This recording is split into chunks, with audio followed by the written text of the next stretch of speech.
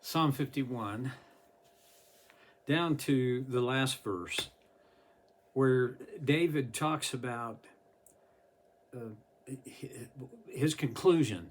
He asks that God, in verse 18, would look with favor on Zion and help her rebuild the walls of Jerusalem, which would have been the most obvious and clear statement of the fact that God had indeed shown favor and was helping Zion. Okay. Then he writes, you will be pleased with sacrifices offered in the right spirit. And we talked about that. The key in offering sacrifices was, and probably I think always will be, less the sacrifice itself, although for the Jew in David's day there was a prescribed animal and it was to be sacrificed in a prescribed way, but even according to its prescription, there was only one thing that would make a sacrifice pleasing to God, and that was a right spirit. Well, this is true for us as well. We don't have, like we said, last time, we don't have prescribed sacrifices. We don't bring animals to be slaughtered and then cooked or burned up. But we do make sacrifices, or frankly, we should. One of the things I didn't talk about last time that's worth talking about in terms of sacrifice is one of the ways, a reflection of our devotion today that is legitimate, is the concept of giving of our income. Offering is what we call it. And I think there are a lot of people who are very generous in their offerings. This is good. But there's a lot, and sometimes it's me. It's not a sacrifice. I don't have that money to spend on something else, but it's not like, that I'm going to have to make a significant adjustment to my lifestyle because I was generous in this way. I think of C.S. Lewis. His concept for giving was, if it doesn't cramp your style, not his words, mine, to a degree, then it's not big enough. He gave away all of the royalties from his many books, which were very popular and sold very well in his lifetime. And by the way, they're still selling well. He gave all the royalties to the poor, widows, to people in need. I mean, he didn't keep the royalties. He could have, but he didn't. And part of his reasoning was, I don't want to make an offering, quoting David, that cost me nothing. This was back when God stopped the plague in Jerusalem and stopped the angel of death stopped at the property of Ariana. And David said, I will make a sacrifice right there. He would build an altar and burn the sacrifice there. Well, Ariana said, no, David said, I'll buy this property. And Ariana said, no, it'd be my pleasure. I'm very loosely paraphrasing it. It'd be my pleasure to give you this. David said, nope, I will buy it because I will not make an offering to God that cost me nothing. There's a lot of reasons to make an offering to God. And many of them are legitimate. One of the reasons that I don't find legitimate is so that I can get something from God. Now, I grew up in an era where there were, that was back in the early days of televangelism, where televangelists made it clear if you gave a certain amount of money, God guaranteed to bless you to a certain degree. No, that's no. Are there not times when God blesses us because we gave? I think probably there are those times. Yeah, there are those times. But if that's my primary motivation, no, that's not a right spirit. God will judge the people who still today proclaim that if you send them money, God will just open up heaven and pour out blessing. I do think God blesses our generosity. Sometimes he blesses us because of our generosity, but maybe not always. And here's the other part. I'm convinced that I am being blessed all the time by God in ways that I don't even recognize. So, okay, that's my deal on offering. I served in a church where the line for offering, the spoken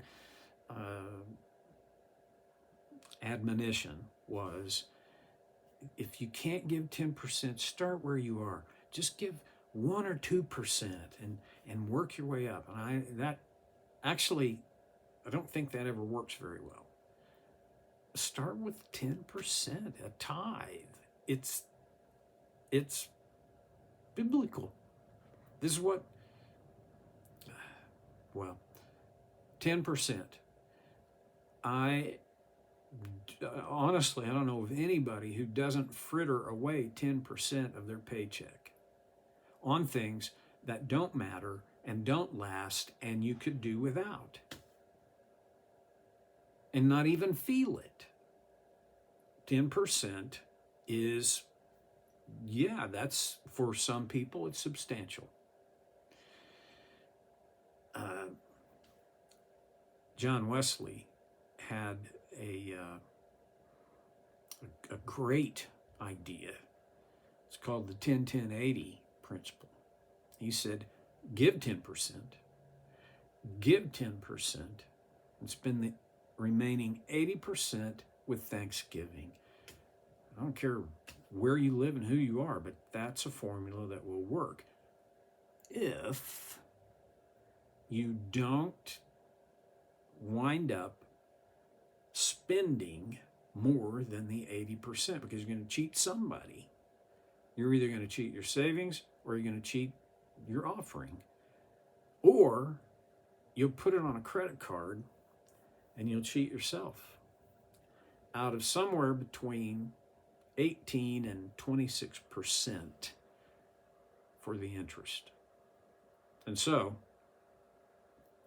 it's not a simple thing. Simple for me to say, but it's not simple to pull off. 10, 10, 80. Okay. Here we go. Then you'll be pleased with sacrifices offered in the right spirit. I want my offering to come out of the right spirit. With burnt offerings and whole burnt offerings. There's a difference between a burnt offering and a whole burnt offering. A burnt offering was an offering that you brought to the temple. The Levites and priests would slaughter the animal and then prepare it to be cooked on the altar. And then that meat was shared by the priests and Levites, and even by the family who brought the meat to be sacrificed. A whole burnt offering was, you didn't eat it, you burned it completely up. Now, again, in our culture, we don't have any peg to hang this on, because most of us are not, we're not, well, for a person who raises cattle, they'll get this. That is like, okay, the only benefit of that whole burnt offering was that you gave it to God. It didn't feed anybody. It didn't enrich anybody in any other way. Well, enough of that. And then the last phrase, the last sentence in this last verse, then bulls will again be sacrificed on your altar. That's no small thing, and it's no small statement. But we can breeze past it real easily, because we can't even connect with the temple. Our church is the closest we can come to the temple. And by the way, your church, I don't care what church you go to, there's not enough like the temple to be compared to the temple. David, in his day, there was no temple. It was only the tabernacle. And all of the articles that would eventually make their way into the temple were first in the tabernacle. There were several things. Probably the two most important, in my opinion, the two most important articles were, first of all, the Ark of the Covenant. And originally, the Ark contained two things: the stone tablets on which God wrote the 10 commands, what Israel called the 10 words, and manna, which God had given to Israel in their wanderings in the wilderness. But it went away when they crossed into Jordan and were able to eat the fruit and produce of the promised land. It was a physical representation of the presence of God. And Jews believed God literally lived, dwelt. His presence was there on the top of that ark, that box, on what is called the mercy seat. Now, lots and lots of stuff can be said about that. But I think the second most important article was the altar of burnt offerings.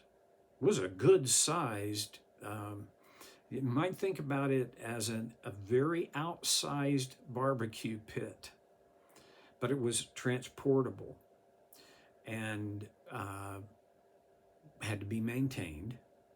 But it was where you didn't, number one, you didn't bring or make a sacrifice to God in any other place but there in the tabernacle before the temple, and then after the temple, in the temple.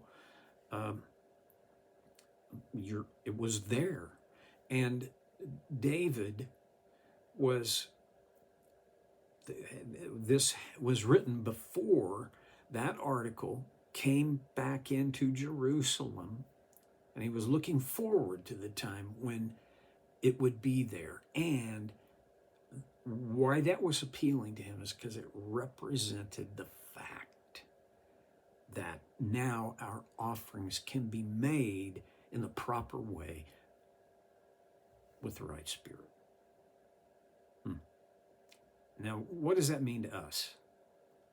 We'll talk about that next time on Soul Care with Stevie Boy.